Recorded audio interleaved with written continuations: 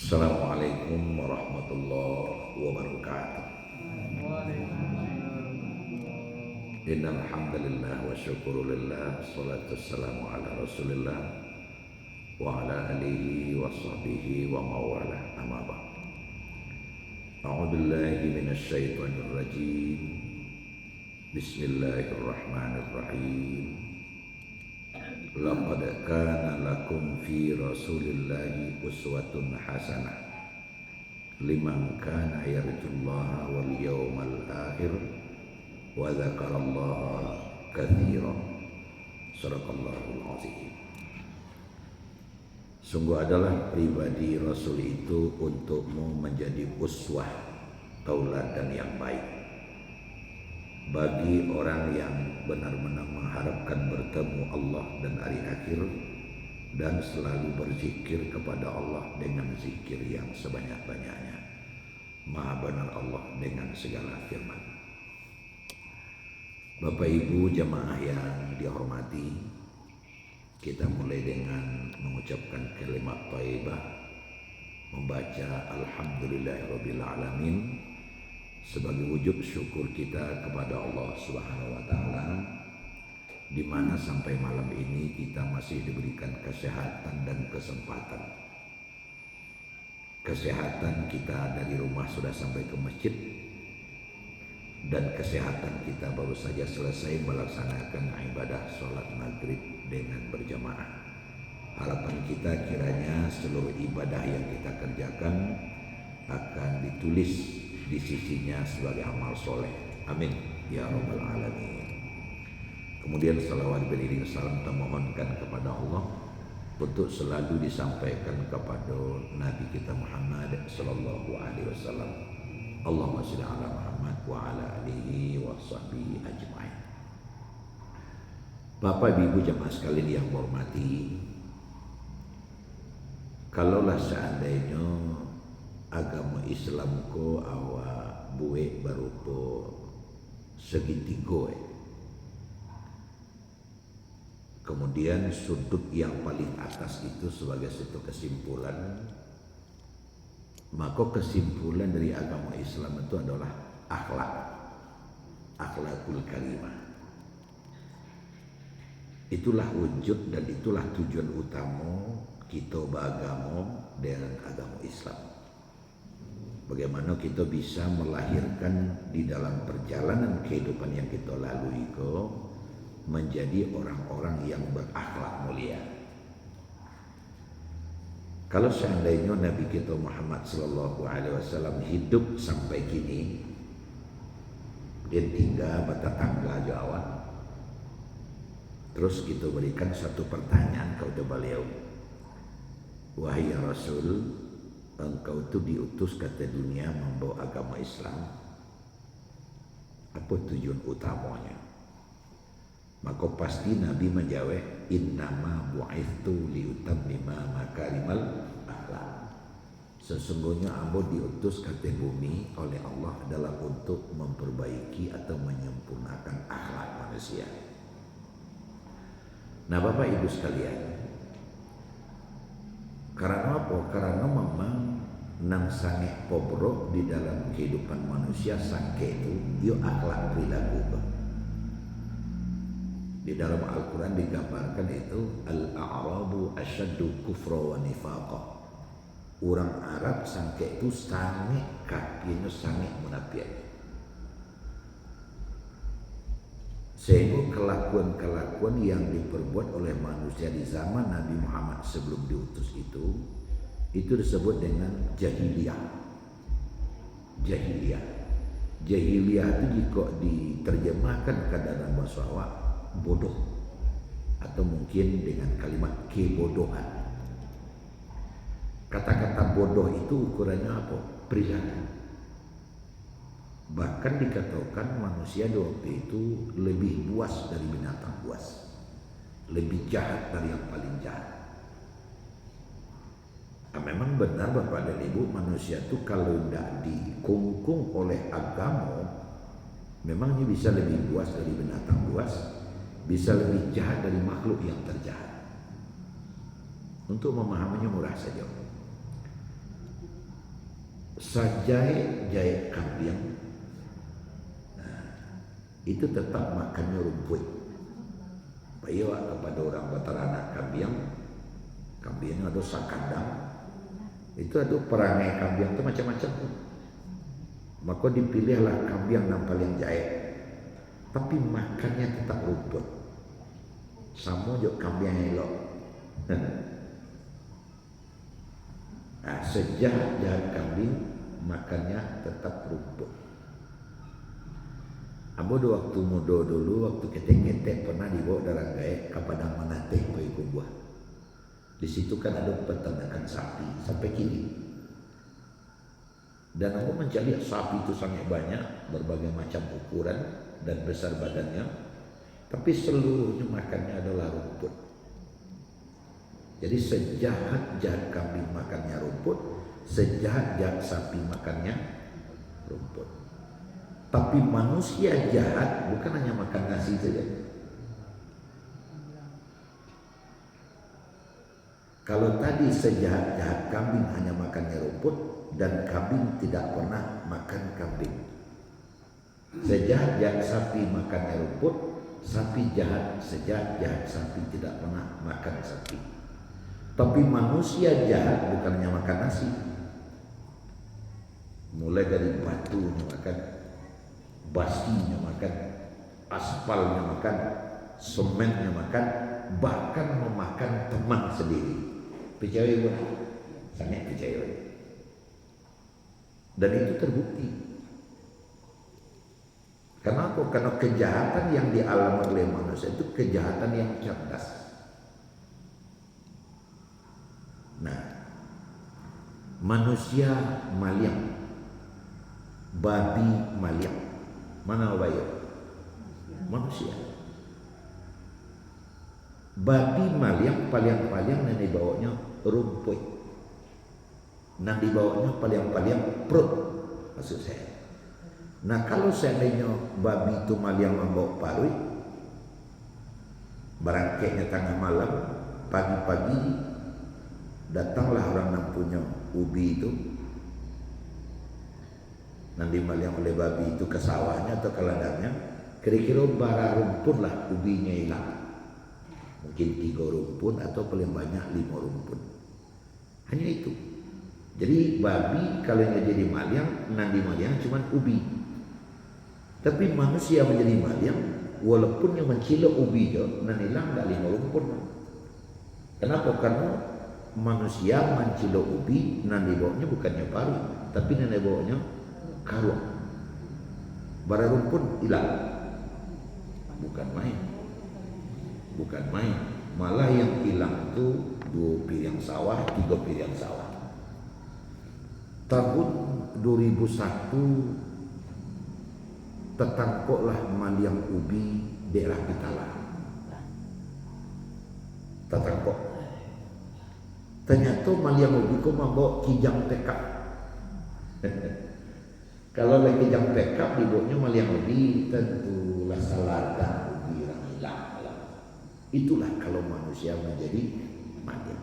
Tapi kalau babi nama maliang ubi cuma membuatnya, dibawanya cuma pari. Artinya adalah manusia itu kalau akhlaknya tidak baik itu berbahaya. Dan disitulah identitas kemanusiaan. Makanya dikatakan bahasa al-insan hayawan munatik. Manusia itu adalah hewan, tapi yang punya pikiran. Awak juga hewan itu cuma sama saja sawananya. Di bidang apa saja. Tadilah disampaikan, awak makan, binatang makan. Awak beranak pinak, binatang beranak pinak. Awak hidup bermasyarakat, baru ada yang maju bermasyarakat juga. Ini ada juga berkorong balurah benagari, berkecamatan di situ tuh.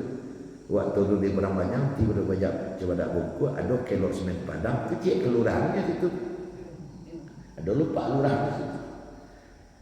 Taruh ke bawah, menjelang tiba di jambatan, nama kilo yang sudah diperbaiki, sudah banjir bandang ke Batako, ada lu cek kelurahan. Lape dari Manjur rumah makan, ada lu cek kelurahan di situ. Bakurang bakampung lu di situ. Sama. Cuman apa yang membedakan awak dengan binatang-binatang tadi? Yang membedakan awak dengan binatang itu adalah cara. Cara. Awak makannya makan, tapi cara makan awak berbeda dengan cara makan. Awak beranak pinak, binatang juga beranak pinak. Cara beranak pinak awak berbeda dengan binatang. Awak di tengah-tengah kehidupan memilih pemimpin. Kok pilkada lah namanya, kok pilpres lah namanya. Ya ada lah pilkada. Cuma caranya yang berbeda. Tasawuf tertusuk kepada pilkada. Tapi kalau dewa cuma ada cara, ada kiat, ada aturan yang harus dilaksanakan. Tidak boleh dilanggar. Dia cakap saja. Kian mana ini ketua. Habis itu semua dia. Jadi yang membedakan kita dengan binatang itu hanyalah cara. Nah, cara-cara itu jika kita kumpulkan itulah yang bernama akhlakul karimah.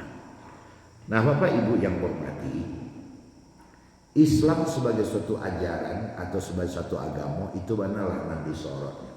Bagaimana kita sebaiknya berperilaku. Dan itu disebut dengan akhlak. Nah, seketika kita konsentrasi kepada kalimat akhlak. Akhlakul karimah. Kata-kata akhlak itu dake dengan kholqan, ciptaan. Dan itu kok disebut dengan makhluk. Makhluk dari kholaqojo, akhlak dari kholaqojo. Kholqan. Artinya ba'as mestinya berperilaku sebagai manusia. Nah, dikarenakan kita dari diciptakan sebagai manusia, semestinya kalau awak kurang awak berperilaku nasawananya. Nah itu nasawananya Pak Ibu yang hormati, di dalam ciptaan manusia itu lah bisa membuat ukuran. Sejait-jait orang, maka orang itu akan tetap cenderung kepada kebaikan, benci kepada keburukan. Bahasa kejayanya ini tetap cinta kebaikan, tetap benci keburukan. Itulah khalqah kejadian awak. Karena awak lah akhlak. Khalqan, cinta awak bentuk itu. Kalau tadi awak disebut contohnya maliang, kalau seandainya ada ditanya mana banyak maliang kau mencelok malam pada siang, pasti jawabannya maliang kau banyak mencelok malam. Kamu pernah sedang duduk-duduk di muka rumah melintih maliang main bau, maliang datang bertanya, namanya mencelok siang atau malam? Jawab maliang banyak malam buaya aja. Oh banyak malam. Bama kau malam namanya mencelok? Ya kalau siang mencelok buaya murah nampak ada orang. Tapi kalau malam banyak sampai menyuruh sulit dapat ada orang. Abang kau sampai yang takut dapat orang. Kerajaan bukan salah ya. Jadi maliang itu sendiri tahu bahasa kerajaannya salah. Makanya nyuruh-nyuruh. Makanya nasawananya kita sebagai manusia itu kan ada istilahnya peri kemanusiaan. Peri kemanusiaan itu adalah aktivitas dan kerjaan yang sesuai dengan manusia. Yang sesuai dengan manusia. Maka berkaitan dengan itu, ada kejadian beberapa tahun yang lalu di Kamang. Kamang kan sama tahu anak. Seorang orang tua nan tinggal seorang saya di rumah lah. Sebab di Kamang tu banyak rumah-rumah gadang kau nan ditinggalkan oleh penghuninya pemerintah. Jika ke seorang selesai rumah lah. Dalam sehari-hari gaya kau melihara ayam. Kira-kira pukul 1:30 balik, terdengarnya dalam kandangnya krik. Akhirnya maliang mencilok ayam. Tapi lah takut gaya kau.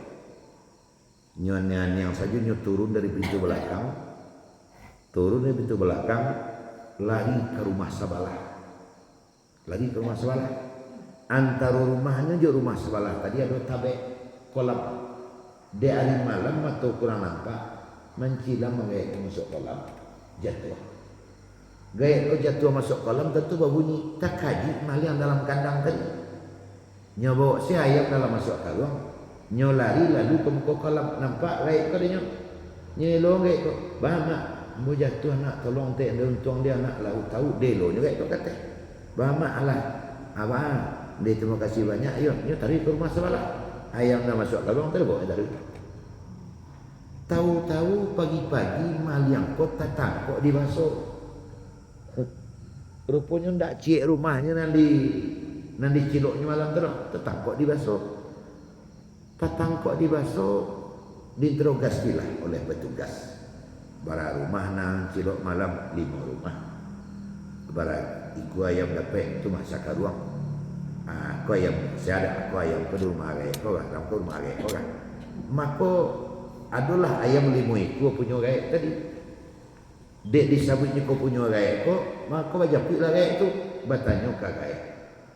Mak, iyo masuk maliang ke rumah mak malam iyo. Tu mah takui mau lari ke rumah sewalah. Jatuh masuk tabek, diuntung suado nak modal lalu delo nyoba keluar.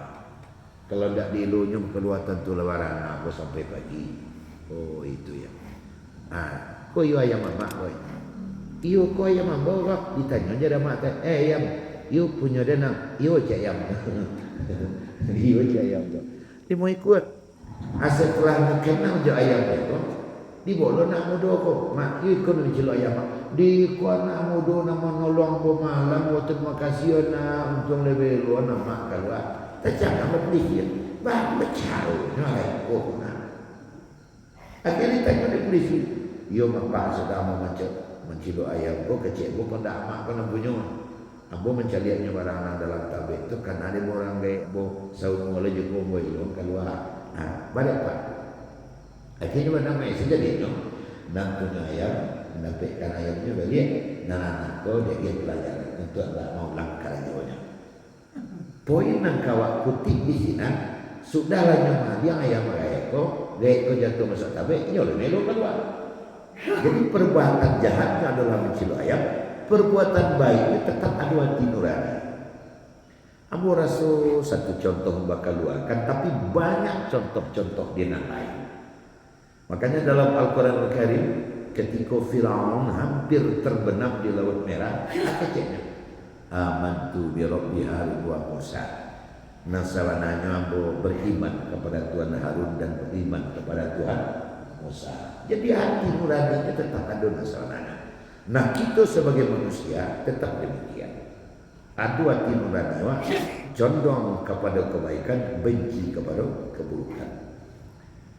Kalau seandainya mewujudkan pertanyaanlah kepada kita dalam bahasa-Mu walaupun tak terlalu dijawab contoh keteng. Biasanya buang air di mana? Tentu di WC. Masuk WC ditutup di WC. Awak kerajuan. Kini kau ada ni awak nak buang air di tepi jalan. Nah menurut Nabi biasa pengalaman.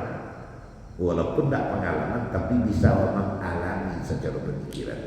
Kalau orang di tengah jalan, taruhlah malam-malam kan ada orang. Tapi sebelum kita mengerjakan pekerjaan itu, sebelum kita buang air, apa nama kerajaan itu? Menceliak kiri, menceliak kanan. Celiak kiri kosong tak ada orang, celiak kanan tak ada orang. Baru memulai kerajaan tadi. Yang mendorong awak menceliak kiri, menceliak kanan itu apa? Karena ada bisikan di dalam. Kok kerajaan salah kok? Nampak orang malu kalian. Sehingga ada kejadian pas 50% kerajaan kau dikakok datang orang mana tu? Kok pitiwa hilang di situ? Pitiwa hilang di situ salah malam. Itu namanya ada sentuhan dan bisikan yang bersih dari dalam. Nabi kita Muhammad SAW menyebutkan istafti qalbak. Apapun yang akan kamu kerjakan tanya hatimu. Tanya hati. Kalau ada kenyamanan, ketentraman dan tidak apa-apa dilihat oleh orang, malah ada kebanggaan kita jika ada orang yang melihat. Itu menandakan kerjaan kita itu benar. Tapi kalau kerajaan kita takut kita nampak ada orang, malu kita nampak ada orang, menandakan kerjaan itu adalah salah. Jadi sebenarnya apa pada ibu-ibu?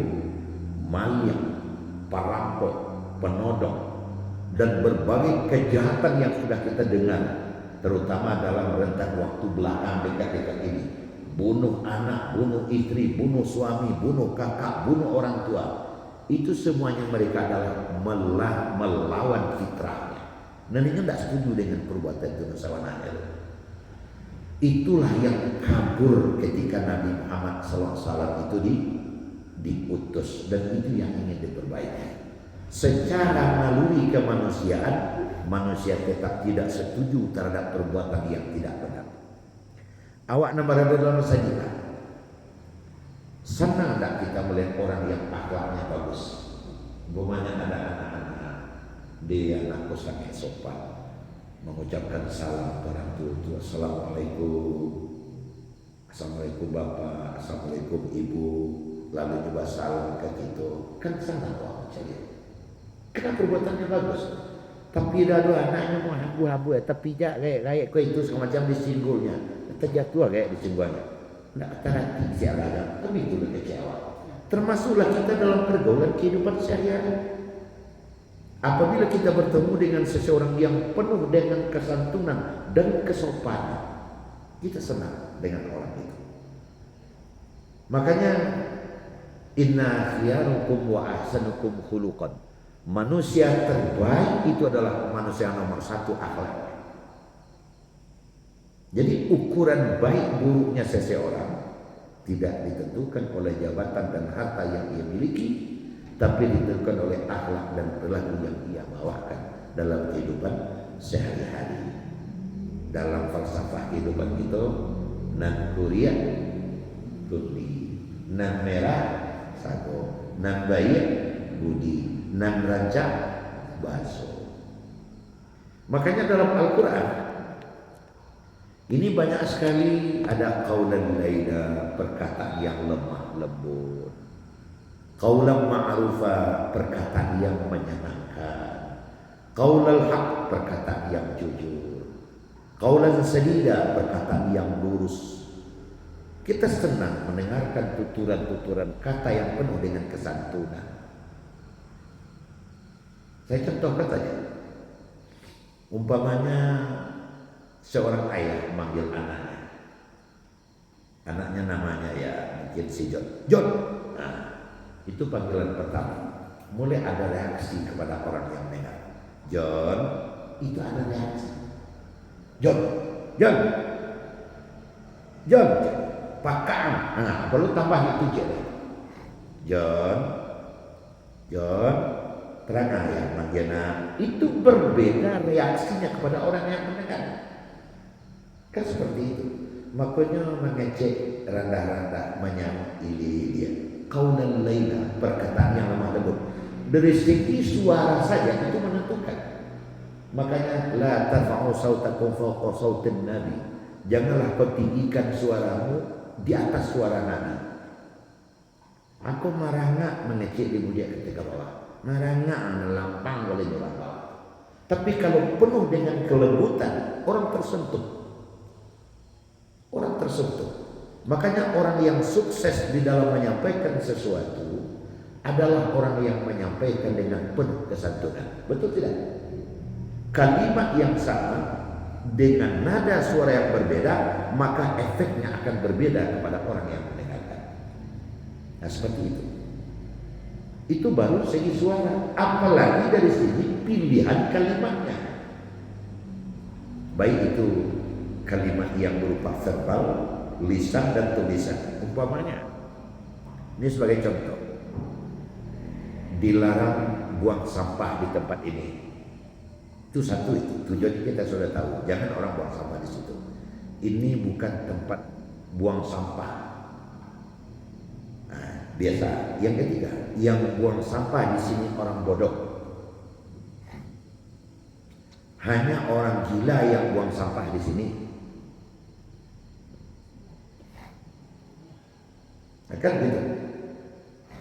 Yang buang sampah di sini hanya orang-orang yang sama dengan kera gitu. Kan begitu.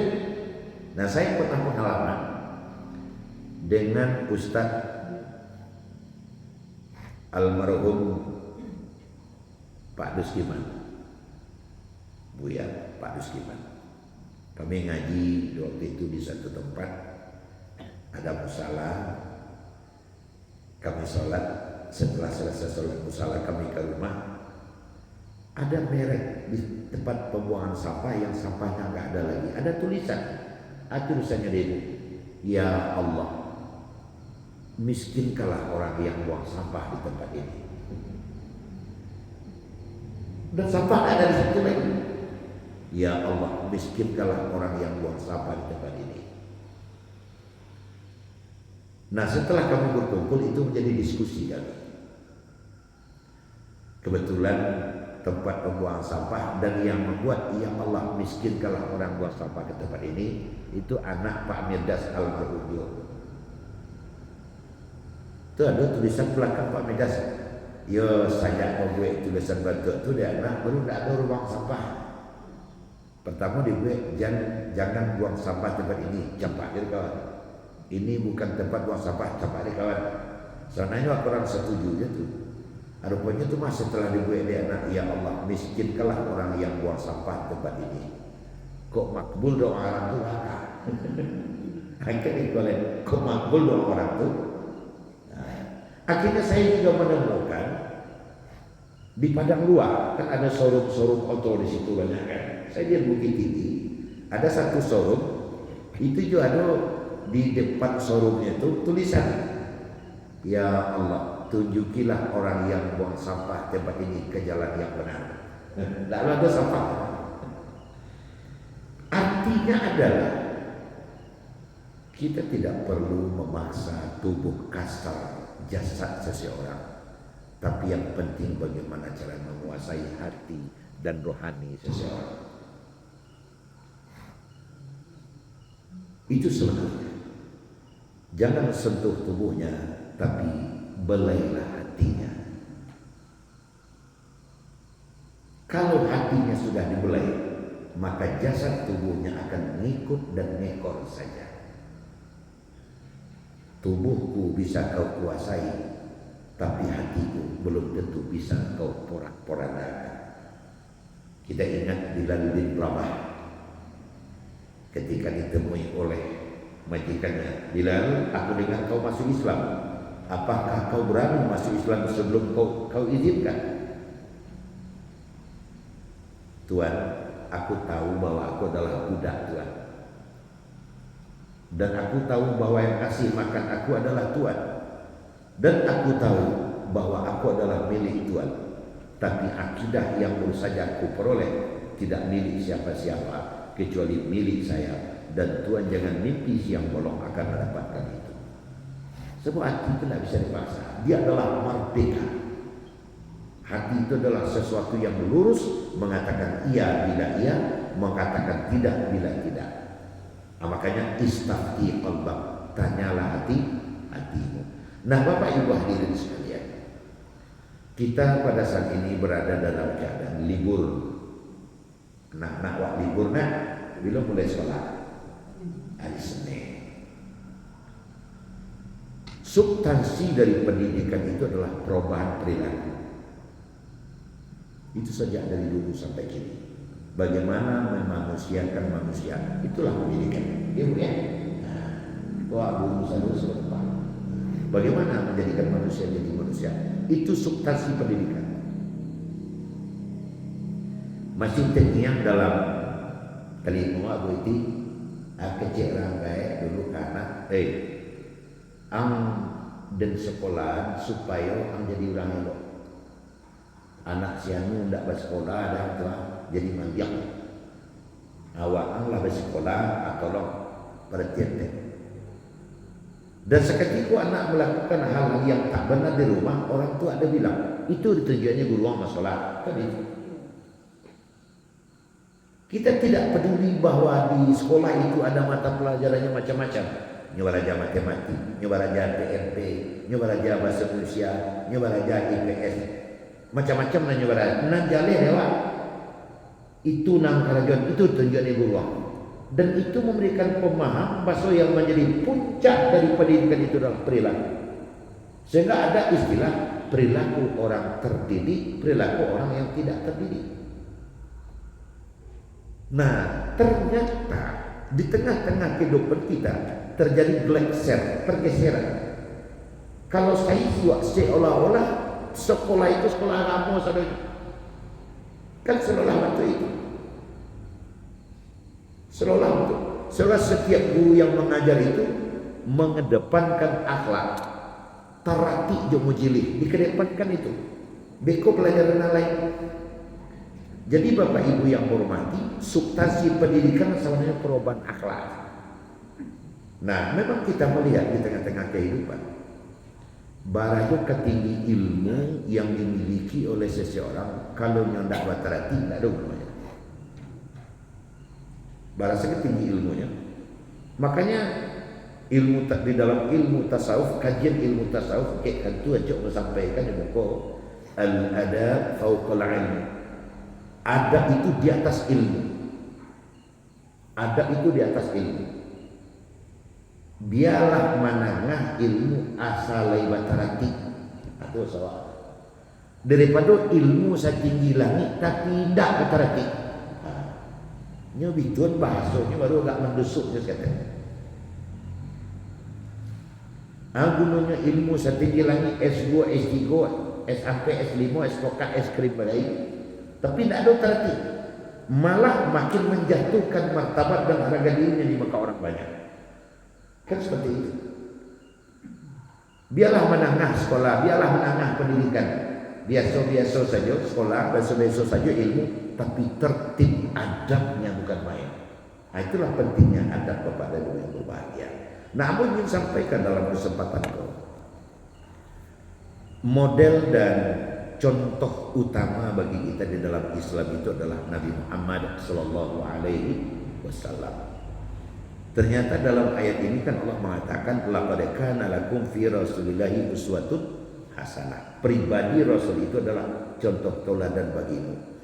Kalau kita telusuri hadis demi hadis yang pernah disampaikan oleh Nabi, tanya Tobaiti 80% akhlak dan perilaku itu dicontohkan oleh Nabi, hanya 20% saja yang diucapkan oleh Nabi. Jadi pendidikan akhlak dan perilaku itu besarnya atau cenderungnya mencontohkan, bukan mengatakan. Nah, saya pinjam apa yang pernah disampaikan oleh Soekarno, mencontohkan satu kali di Soekarno itu akan sama efeknya dengan menyampaikan 100 kali. Jadi kalau dalam kehidupan awak, bantu memandikan kudo. Mandikan kudo siapa masuk air tu? Awak lu masuk air. Orang nak punya kudo masuk air, tidak mau kudo saya hantam masuk air. Hantam lu kudo tu awak. Jadi mencontohkan satu kali saja akan sama efeknya dengan memerintahkan atau menyampaikan dengan lidah 100 kali. Itu tidak boleh. Makanya Bapak dan Ibu berbahagia, guru adalah orang terhormat. Karena guru adalah orang-orang yang mampu memberikan contoh. Guru di gugu. Nah, kita lihat dan kita dengar seketik kita buka sejarah masa lalu. Betapa seorang guru di tengah-tengah masyarakat begitu dimuliakan. Betapa di tengah-tengah masyarakat seorang guru begitu dibesarkan. Kalau di kampung lo masih ingat itu, seorang guru di tengah-tengah masyarakat tidak dipanggil dengan namanya, tidak dipanggil dengan gelarnya, tapi seorang guru di tengah-tengah masyarakat itu dipanggil dengan guru, angku guru atau ibu guru. Bahkan mentua pun memanggil menantunya dan guru, guru makan lain, guru. Nah, pada lama dia guru saya di tengah-tengah masyarakat guru. Cik itu. Yang kedua, guru akan menjadi idola. Menjadi idola dulu pada masa siswa. Kalau saya ada seorang nenek menunggu kelahiran cucu, lahir cucu, kira pada si guru, pada si cucu kok, langsung nyambut mah, deh pada si cucu awak, tuang dapat laki guru lah nanti. Hari tu nanti. Tuan-tuan dapat lagi guru. Begitu idolanya guru di tengah-tengah masyarakat di waktu itu. Menjadi Pak Guru. Contoh kadang jadi guru nanti begitu mengidolakan guru. Lalu ada dua. Di tengah-tengah masyarakat dimanapun di kampung kita, saya yakin akan sama saja. Pertama, kalau nyo guru maja di satu tape, nyo ndak dapat jatah ronda malam. Nang kedua ndak dapat jatah gotong royong. Setiap rumah itu kan harus ada dapat jatah rundo mah. Rundo. Kalau guru ndak perlu rundo, guru ndak perlu gotong royong. Kenapa guru tidak perlu ikut ronda? Karena guru punya tugas mulia, besar dan berat, yaitu mencontohkan dan mentransfer akhlak yang mulia di tengah-tengah masyarakat. Akibat karena guru sangat idola saya di kampung kita, maka di lembaga pendidikan pun, terutama di perguruan tinggi, nangrami itu ikut. Kalau tunggu di IAIN terbiak, itu nangrami itu. Sebab ujungnya nanti akan jadi guru. Kalau di Muhammadiyah pun mungkin rami FK, sebab ujungnya jadi guru. Sampai SPG dari si orang banyak murid SPG itu disebabkan oleh memang masyarakat mengidolakan guru. Kalau lah jadi guru itu tidak ada cerita lagi. Nah seperti itu rami. Akhirnya terjadi glekser, perjalanan dan perubahan di tengah-tengah kehidupan kita. Nah jadi saya pernah berdiskusi dengan teman-teman dan saudara-saudara kita yang sudah mengadakan studi banding metodologi pendidikan bantuan yang pernah kita terapkan beberapa dekade belakang di negeri kita, sekarang disalin habis oleh Finlandia. Di situ mengajar itu persentase terbesarnya adalah mencontohkan. Akan seperti itu. Jadi Bapak Ibu yang hormati, lagi-lagi akhlak tidak bisa hanya diperintahkan, tapi akhlak itu adalah diberikan contoh ke tengah-tengah masyarakat. Dan itu Nabi kita menunjukkan demikian. Bapak dan Ibu yang hormati, sekaitan dengan itu saya ingin sampaikan dalam kesempatan ini. Di dalam rentang waktu belakangan, kan banyak sekali kita mendengar terjadi hal-hal yang tidak kita inginkan.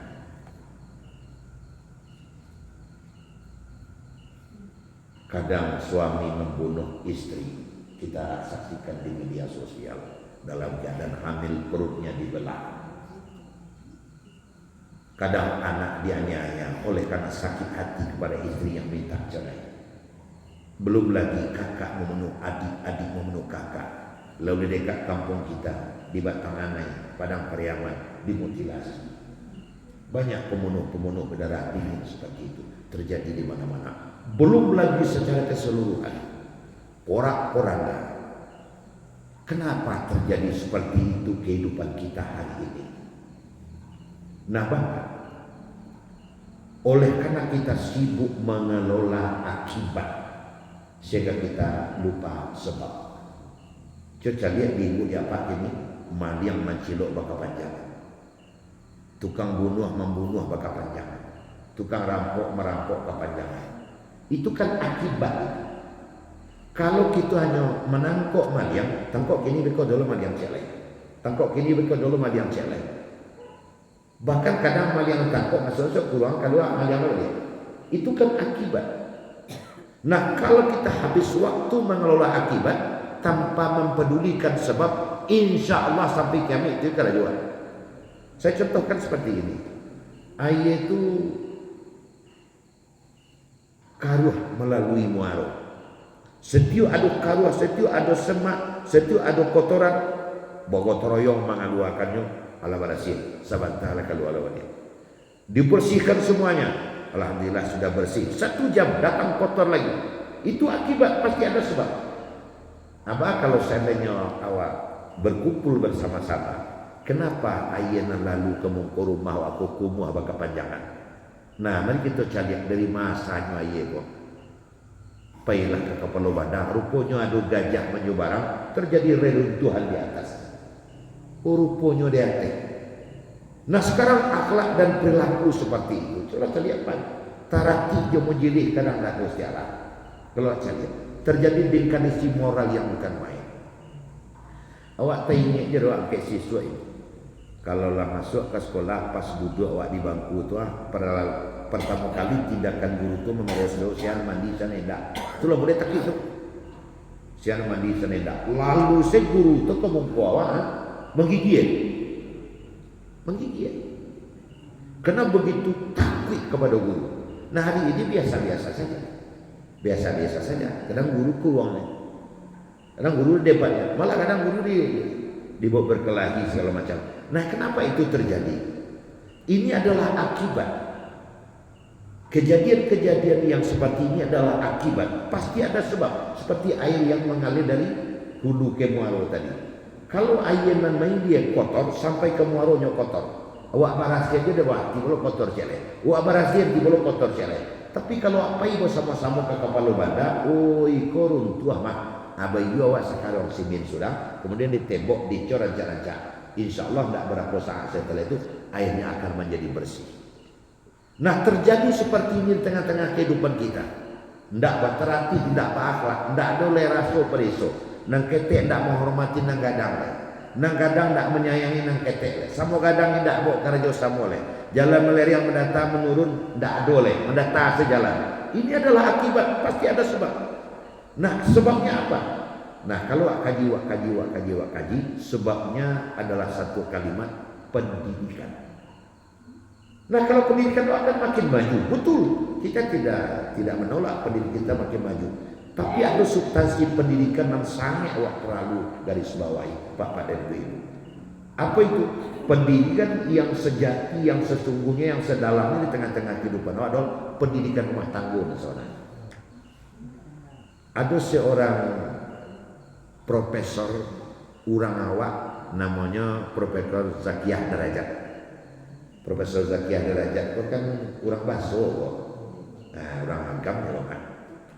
Keteknya pendidikan sejati itu adalah yang dihadapi oleh seorang anak umur 0 sampai umur 12 tahun. Karena kalau 0 sampai 12 tahun itu berarti kan sampai tamat SD. Mungkin masuklah ke dalamnya PAUD, TK, SD. Sedangkan pendidikan yang dialami oleh seorang anak setelah 12 tahun KT atau sampai KT itu oleh Ibu Zakiyah Derajat disebut dengan pendidikan tambahan. Jadi pendidikan substansi itu adalah 0 sampai 12 tahun. PAUD, kini dalamnya PAUD, TK, RA, SD, MI. Itulah pendidikan yang sejati. Pembentukan akhlak dan karakter yang sesungguhnya 12 tahun ke bawah. Pernah tak kita mendengar seorang dokter malpraktek? Lain. Pernah tak awak mendengarkan seorang insinyur sampai status 90 cm? Lain. Pernah. Bahkan seorang yang punya pengetahuan agama sekalipun kadang dia melakukan hal yang tak benar. Karena pendidikan karakternya tidak ada. Aku pernah di Kebun Binatang Bukit Tinggi itu seolah ke bawah tu dulu ada baru buto tu. Baru buto pilih makannya oleh dia. Rupanya masih nampak dari seketik baru tu. Betul anak ketek dia popong tangannya dipaci dia baru tu. Anak ketek baru umur 2 tahun setengah. Dipacinya tangannya dia baru tu. Ampek kerja. Bercari anak. Jangan orang salah. Anak ketek lu bisa bercari. Dibacanya 2 tambah 2 tu. Pada umurnya 2 tahun habis ketik baru. Telurnya cik baru. Tapi 2 tambah 2 tu dah jalan. Saya berfikir dalam benak saya. Ini tidak akan pernah keluar dari anak itu kalau tidak pernah dia dengar. Itulah pendidikan dan salahnya. Jadi Bapak Ibu yang hormati, makanya kalau kembali kepada dasar kehidupan awak di Minangkabau, rumah gadang itu kan 9 ruang, 7 ruang, 5 ruang. Apabila nikah anak kadusina pelang gadang, biliknya bilik nomor berapa? Nomor 1. Di bilik nomor 1. Kan tak langsung bayar rumah kalau Minangkabau. Tapi di bilik nomor 1. Bekolah 2-3 anaknya, baru dicari tanah bayar rumah. Dikondisikan dalam adat kita di Minangkabau, ABS SBK anak gadis yang gadang sekali ketika nikah dirinya mau satu. Kenapa? Karena akan ada proses berumah tangga. Pertama akan hamil. Dan dia belum pernah hamil, belum pengalaman lain. Padahal secara pendidikan, terutama yang disorot dengan ajaran Islam, mendidik anak jauh sebelum lahir. Kiat dan perilaku seorang calon ibu ketika hamil mempengaruhi anak yang dikandung. Iko belum pernah hamil, maka dia selama hamil agar nanti melahirkan manusia sempurna, maka ketika dia hamil dia harus diawasi oleh orang yang sudah berpengalaman.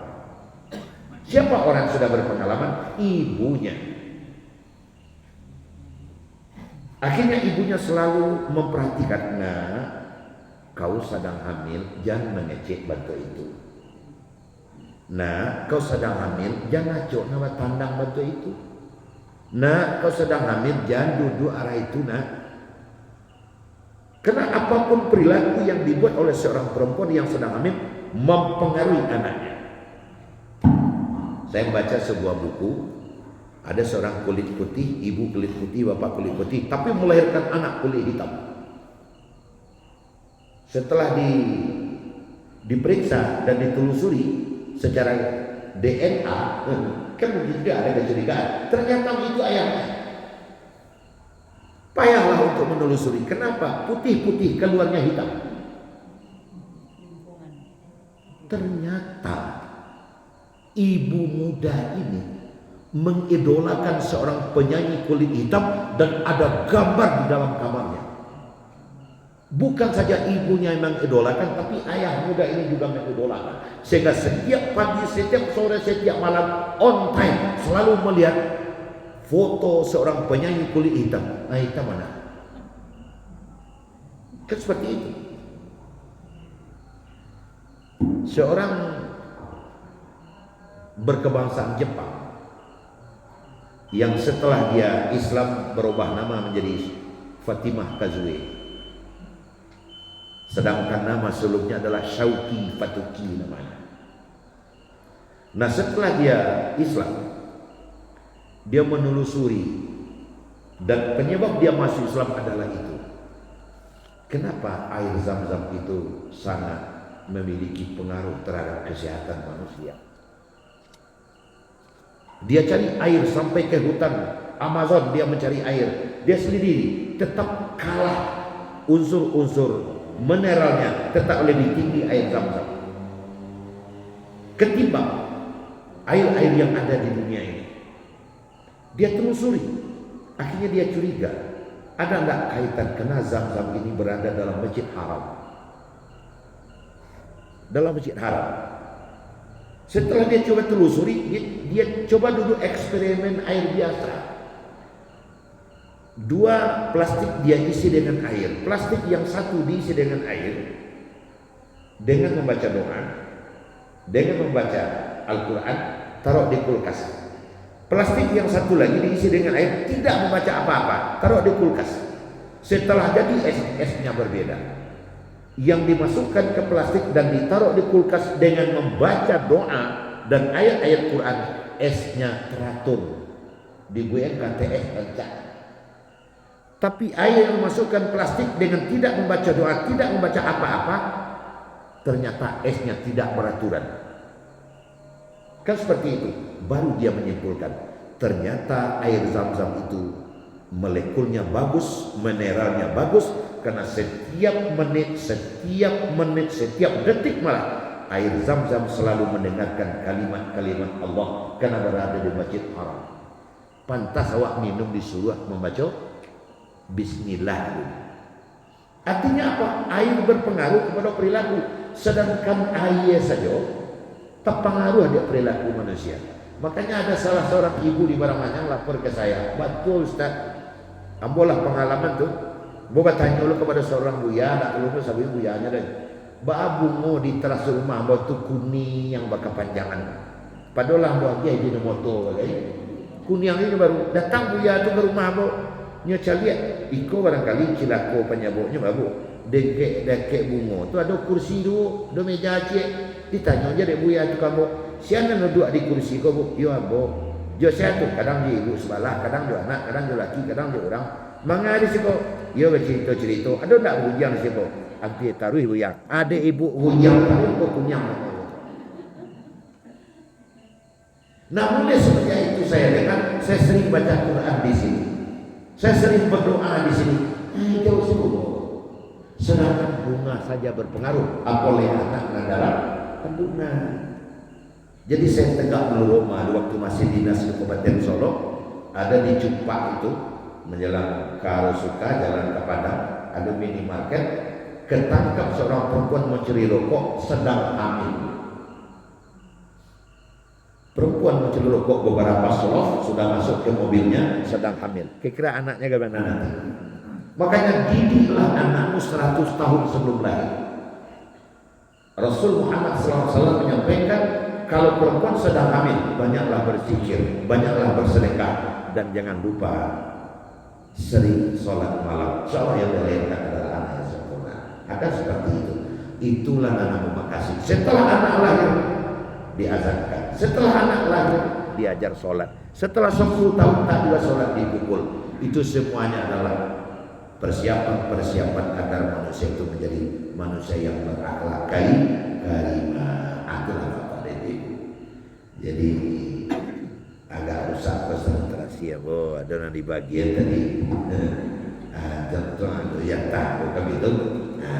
Terima kasih banyak kepada yang beribadah. Mudah-mudahan amal ibadahnya mendapat pahala besar dari sisi Allah. Amin. Kasolok kepada sebut-sebut singgah sebentar ke rumah Fauzan karena Dewa Batu Isa dalam masuk, tentu kita harus melenturkan azan. Demikian saja, banyak maaf. Akhirul kalam. Assalamualaikum warahmatullahi wabarakatuh.